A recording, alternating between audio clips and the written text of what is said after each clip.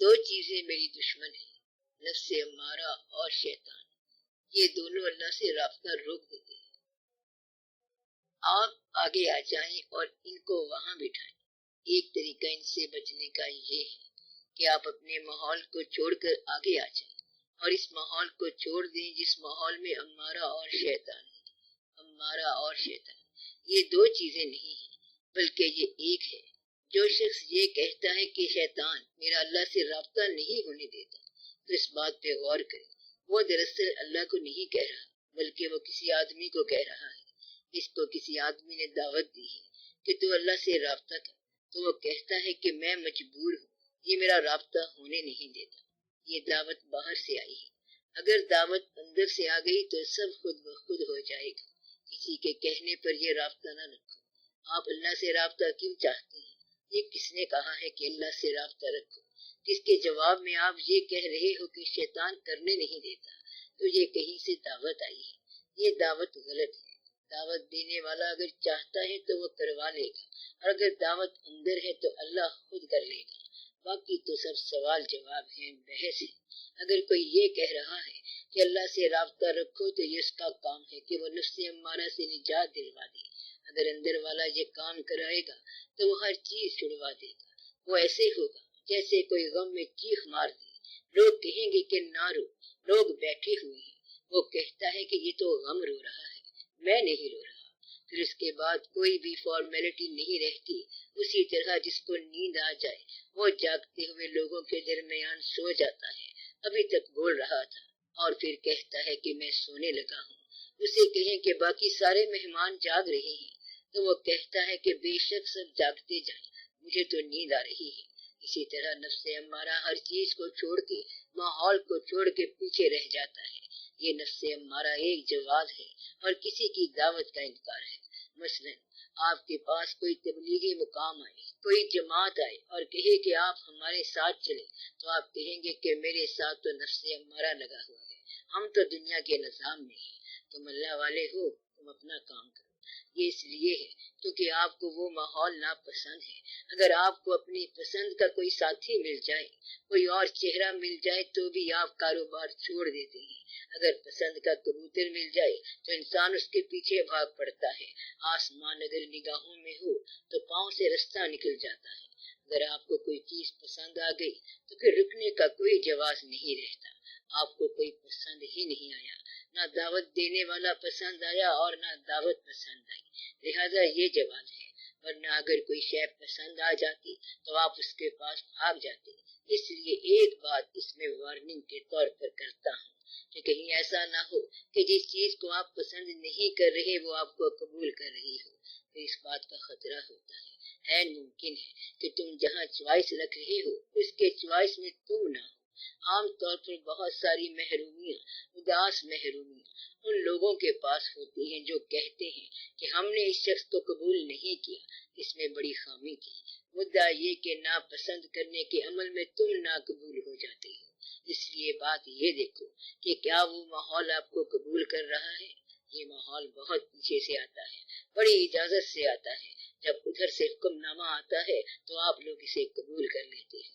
اس کی انتہائی شکل اللہ تعالیٰ نے یہ فرمائی ہے کہ جو لوگ اللہ پر راضی ہو گئے، اللہ ہی تو ان پر راضی تھا، یعنی کہ اللہ تھا ہی ان پر راضی جو اللہ پر راضی ہو گئے۔ جو چیز آپ نے مانگی اسی چیز نے آپ کو بلایا ہے۔ بلانے والا دراصل وہی ہے جس کی تلاش میں تم نکلنے والے ہو۔ تو دل میں یہ سوچنا چاہیے کہ آپ کو ابھی تک کسی نے کیوں نہیں بلایا۔ وہاں نفس امارہ نہیں رہتا۔ اگر آپ انوالو ہو جائیں تو امارہ کہاں؟ محبت ہی تو امارہ کو نکالتی ہے۔ شیطان بھی یہاں سے نکل جاتا ہے۔ پھر شیطان کیسا؟ شیطان جو ہے یہ ریلوکیٹنٹ انسان کا اپنا ہی نام ہو جاتا ہے۔ ریلوکیٹنٹ یعنی ہچکچاہٹ ہونا ہی شیطان ہے۔ آپ دعوت دینے والے کو دریافت کریں کہ دعوت دینے والا کون ہے۔ شوق جب تک شریک سفر نہ ہو منزل نہیں ملتی۔ یہ باہر کی دعوت نہیں ہے بلکہ یہ اندر کی دعوت ہے۔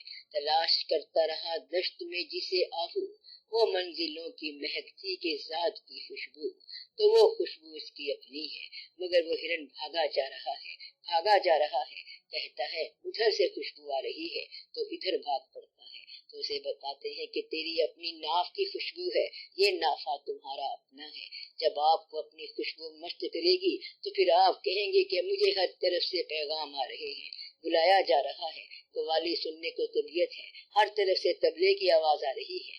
محفل ذکر کو دیکھو تو وہاں بھی ذکر اور یہاں بھی ذکر، اور گناہ کی تلاش میں جاؤ تو سارا لاہور سینماؤں سے بھرا ہوا ہے، بلکہ ویڈیو سے بھرا ہوا ہے، اور نیکی کی تلاش میں جاؤ تو سارا لاہور نیک ہے۔ آپ اپنی تلاش کا رخ جو بنائیں گے وہی سارا ماحول بنا لے گا۔ کاروبار کرو گے تو سارا شہر ہی کاروبار کرنے لگ جائے گا۔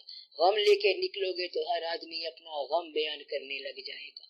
ایک آدمی اگر کہے گا کہ مجھے پیٹ میں کہیں پہ درد ہے تو اگلا کہے گا کہ مجھے بھی پیٹ کے اس کونے پہ درد ہے، ذرا صحت کا یا کوئی دکھ بیان کرو تو سارے لوگ دکھ بیان کرنے لگ جائیں گے۔ آپ تھوڑی سی ہنسی شروع کر دیں تو سارے ہی خوش ہونا شروع کر دیں گے۔ آپ اور کچھ نہ کرو، صرف میز پر تاش رکھ دو، کچھ دیر بعد سارے فٹافٹ کھیلنے لگ جائیں گے۔ جیسا ماحول ہوگا ویسا کام شروع ہو جائے گا۔ اس لیے جب اللہ کی تلاش کرنے والا واقعی اللہ کی تلاش میں نکلے تو سارا ماحول ہی اللہ ہے۔ پھر شیطان کدھر سے آئے گا؟ جو اللہ کی تلاش میں نکلتے ہیں شیطان ان کی راہ میں نہیں آتا، شیطان تو ان لوگوں کی راہ میں آتا ہے جو دنیاوی تمنا کرتے ہیں۔ شیطان بیچاری نے تو کبھی رکاوٹ کی نہیں، مگر وہ دنیا دار کی تو مدد کرتا ہے اور دین والے کی راہ میں آتا نہیں ہے۔ وہ دنیا داروں کا معاون ہے اور دین والوں کی راہ میں آتا نہیں ہے، اس لیے شیطان رکاوٹ کبھی نہیں ہو سکتا، کبھی نہیں ہوا تو شیطان کبھی رکاوٹ نہیں بنا۔ میری بات پکی طرح سمجھ لو کہ شیطان رکاوٹ نہیں بنتا۔ رکاوٹ کون ہے؟ جس میں اللہ کے سفر کی خواہش نہیں ہے، سفر کا تقاضا نہیں ہے۔ شیطان دنیا دار کے ساتھ تعاون کرتا ہے، اسے اور انوالو کرتا رہتا ہے، اور جو دین کی راہ میں چل پڑے انہیں تو جلدی جلدی دین کی راہ پر چلاتا ہے۔ ایک بزرگ کی صبح کی نماز لیٹ ہونے لگی، قضا ہونے لگی تو شیطان نے ان کو جگا دیا۔ انہوں نے کہا کہ تو شیطان ہے اور نماز کے لیے جگا رہا ہے۔ شیطان نے کہا کہ نماز قضا ہو رہی ہے، جلدی پڑھ لو۔ پوچھا کیا بات ہے؟ شیطان نے کہا کہ جب اس دن قضا ہو گئی تھی تو آپ نے رو رو کے درجات میں اضافہ کر لیا تھا، میری جان بخشی کرو اور آپ وقت پر ہی پڑھ لو، مجھ سے یہ برداشت نہیں ہوتا۔ تو شیطان رکاوٹ نہیں کرتا، رکاوٹ آپ خود ہی کرتے ہیں۔ You stand in your own way, آپ اپنے راستے میں کھڑے ہوئے ہیں۔ آپ ہی اپنے دوست ہیں اور آپ ہی اپنے دشمن ہیں۔ آپ ہی اللہ والے بنیں گے اور آپ ہی دنیا والے بنیں گے، بلکہ اپنی نجات کا فائنل فیصلہ اپنے علم سے آپ خود ہی لکھ لیں۔ سوچو کہ کیا آپ وہ کام کر رہے ہیں جس سے نجات ملتی ہے؟ اگر وہ کام نہیں ہو رہا تو پھر آپ توبہ کر لیں۔ اگر نجات مخدوش ہے تو توبہ کا سفر کریں، اور اگر نجات کی امید ہے تو الحمدللہ پڑھیں، استغفر اللہ پڑھو تاکہ نجات ہو۔ نجات ہو سکتی ہے، ہو سکتی ہے، ہوگی، خیر ہے، نجات ہو جائے گی۔ اگر یہ خیال آ جائے کہ شیطان درمیان میں آ رہا ہے تو استغفر اللہ پڑھو، لا حول ولا قوت پڑھو، تو بھی شیطان بھاگ جاتا ہے۔ شیطان ایک جگہ پر بڑا دھوکہ دیتا ہے، اس آدمی کو جو نیک مشہور ہو اور نیک نہ ہو۔ ایسا آدمی شیطان کی خوراک ہے۔ ایک دفعہ کسی پیر صاحب کا ایک مرید محفل سے ایبسنٹ ہو گیا، کئی دن نہ آیا۔ پیر صاحب نے پوچھا کہ وہ کدھر ہے؟ کسی نے بتایا کہ آپ کی دعا سے اس کے درجات میں اضافہ ہو گیا، کشادگی ہو گئی، اس کے حجابات ٹھیک ہو گئے اور وہ نئے درجات میں چلا گیا۔ پیر صاحب نے اسے بلایا اور پوچھا کہ کیا ہوا؟ اس نے کہا کہ آپ کی دعا سے فضل ہو گیا، اب میں رات کو بہشت کی سیر کرتا ہوں۔ ایک بزرگ مجھ پر بڑے مہربان ہیں، وہ آتے ہیں لے جاتے ہیں، بس آپ کی دعا۔ پیر صاحب نے کہا کہ آج تو بہشت میں جائے تو یہ لفظ پڑھنا۔ جب اس نے وہ لفظ پڑھا تو دیکھتا ہے کہ بہشت کی بجائے کوڑا کرکٹ والی گندی جگہ پر کھڑا ہے، اور وہ جو مرد درویش تھا وہ ہنس رہا تھا۔ تو وہ پیر صاحب کے پاس بھاگا بھاگا آیا، کہتا ہے کہ یہ کیا تھا؟ انہوں نے آیت پڑھی کہ جو آدمی ہمارے ذکر سے یاد سے غافل ہو جائے ہم اس پر ایک شیطان نافذ کر دیتے ہیں، اور وہ سمجھتا ہے کہ میں صحیح جا رہا ہوں۔ تو وہ آدمی جو نیک مشہور ہو اور ریاکاری کرے، نیکی کا بھرم بنائے، جنرلی اندر سے نیک نہ ہو، وہ شیطان کے نرغے میں ہوتا ہے۔ شیطان آپ کی زندگی میں کئی شکلوں میں آتا ہے، مثلا دوست کی شکل میں، آرزو کی شکل میں، آرام پرستی کی شکل میں، شہرت حاصل کرنے کی تمنا میں، لوگوں کو ڈرانے میں، لوگوں کے حلقے میں رہنا اور سنجیدگی سے تنہائی اختیار نہ کرنا، لوگوں کے حقوق کو پامال کرنا، حق والے کا حق نہ دینا، پیسے کی امانت نہ لوٹانا، تو یہ شیطان ہے۔ یعنی کہ جس نے یتیم کا مال کھا لیا وہ خود ہی شیطان ہے۔ تو آپ کا اپنا عمل شیطان ہوتا ہے۔ شیطان اگر ویسے ہی آ جائے تو یہ بڑے مقام کی بات ہے، یہ تو بڑے بزرگوں کے پاس آتا ہے، یہ عام آدمی کے پاس نہیں آتا۔ بڑے لوگ ترستے رہے کہ دیکھیں تو صحیح کہ یہ ہے کیا چیز، تو انہیں بتایا گیا کہ شیطانی عمل کرنے والا تمہارا دوست تو نظر آ سکتا ہے مگر شیطان نظر نہیں آ سکتا، یہ تو بہت بڑے بزرگوں کے پاس جاتا ہے، باقی تو خود ہی کرتے رہتے ہیں ایسے کام، باقی تو خود ہی کرتے رہتے ہیں ایسے کام، تو شیطان درمیان میں نہیں آ سکتا، نفس امارہ بھی نہیں، آپ خود ٹھیک ٹھاک رہیں۔ یہ سوال اپنی جگہ پر ٹھیک ہے۔ اگر کسی ماحول میں یہ محسوس ہو کہ میرے ساتھ ابلیسیت یا رکاوٹ آ گئی ہے تو ماحول بدل لو، اس ماحول سے مہاجر بن جاؤ، ہجرت کر جاؤ تاکہ سب درست ہو جائے، اور دعا کرو کہ کوئی ساتھی مل جائے، اگر کوئی اور ساتھی مل گیا تو ماحول ٹھیک ہو جائے گا۔ دعا کرو کہ نیک تمنا ملے، نیک ساتھی ملے، نیک سنگت ملے، نیک سنگت آپ کو نیک منزل تک پہنچا دیتی ہے۔ اگر کسی جگہ کوئی بزرگ ہو، سچ مچ کا کوئی پیر ہو، جینون ہو، سچا ہو، اب جہاں صداقت بیان ہو رہی ہے تو وہاں کا لنگر پکانے والا، تندور والا نہیں جانتا کہ پیر صاحب کیا کر رہی ہیں، اسے کچھ پتا نہیں ہوتا کہ اندر کیا ہو رہا ہے۔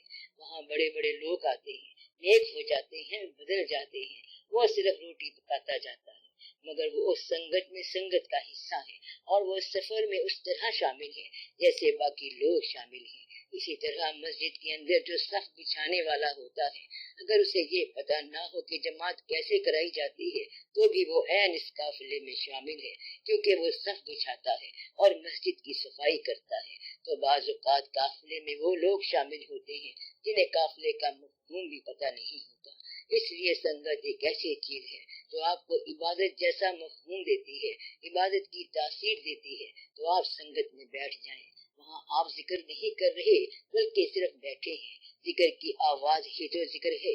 قرآن تو سننے کا فرض ہے، بولنے کا اتنا فرض نہیں ہے، یعنی کہ آپ صرف بیٹھے ہوئے ہیں، ارد گرد قرآن پڑھا جا رہا ہے تو آپ قرآن کی تاثیر میں ہیں، گویا کہ جگہ، شخص، سنگت اور دوستی خود بخود آپ کو اس راستے پر لے کر چلتے ہیں۔ اس لیے آپ دعا یہ کیا کریں کہ آپ کو نیک سنگت مل جائے، دعا یہ کیا کریں کہ آپ کے حالات بہتر ہو جائیں۔ آپ یہاں پر سب کو چھوڑ کر جائیں گے، دھیان یہ رکھنا کہ کہیں ایسی چیز نہ چھوڑ جاؤ جو آنے والوں پر وبال بنے، آنے والوں کو بغیر گناہ کی سزا نہ دو۔ انہیں اگر ناجائز پیسہ دے جاؤ گے تو ان بیچاروں کو سزا ہو جائے گی۔ بچے معصوم ہوتے ہیں، ان کو آپ ناجائز رزق لا کے کھلاتے ہیں اور کہتے ہیں کہ بسم اللہ کرو، رزق ناجائز ہوتا ہے تو وہ بیچارہ کیا بسم اللہ کرے گا؟ تم نے معصوم کو کل کر دیا، مار دیا، تو معصوم کو پاکیزہ رزق دو، اولادیں معصوم ہیں ان کو پاکیزہ رزق دو، انشاءاللہ تعالیٰ آپ کی عاقبت درست رہے گی۔ دعا کرتے ہیں کہ شیطان اور نفس امارہ نہ رہے، نفس امارہ محبت سے نہیں رہتا، حادثہ ہو تو نہیں رہتا۔ مثلاً پہلے رات کو نیند آ جاتی تھی، نفس غلبہ پا جاتا تھا، ایک رات نیند نہیں آئی، پوچھا کہ کیوں؟ کہتا ہے پیٹ میں درد ہے، تو وہ جاگ کر رات کو دعا مانگتا ہے، رات کو اللہ کا اعلان ہوتا ہے کہ ہے کوئی اس وقت جس کو ہم معاف کریں۔ ایک بیچارہ پیٹ درد کی وجہ سے جاگ رہا تھا، وہ بھی معاف ہو گیا۔ اللہ تعالیٰ کے یہ ایسے کام ہیں کہ جاگنے والے تو ویسے ہی جاگ رہے ہوتے ہیں، لیکن ایک بیچارہ درد کی وجہ سے جاگ رہا تھا، چیخ رہا تھا، فریاد کر رہا تھا، تو وہ بھی معاف۔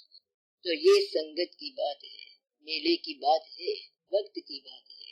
بزرگ یہ کہتے ہیں کہ آپ خوشبو والے کے پاس، عطار کے پاس جا کے بیٹھو گے تو خود بخود ہی خوشبودار ہو جاؤ گے، اور کوئلے والے کے پاس بیٹھو گے تو کہیں نہ کہیں کالک لگ جانے کا اندیشہ ہے۔ تو آپ اچھی سنگت اختیار کیا کریں، اس لیے سب بہتر ہو جائے گا۔ اچھی سنگت بھی نفس امارہ کا علاج ہے، ذکر میں انوالو ہونا نفس امارہ کا علاج ہے، یعنی محو ہو جانا، کسی بھی کام میں محو ہو جانا۔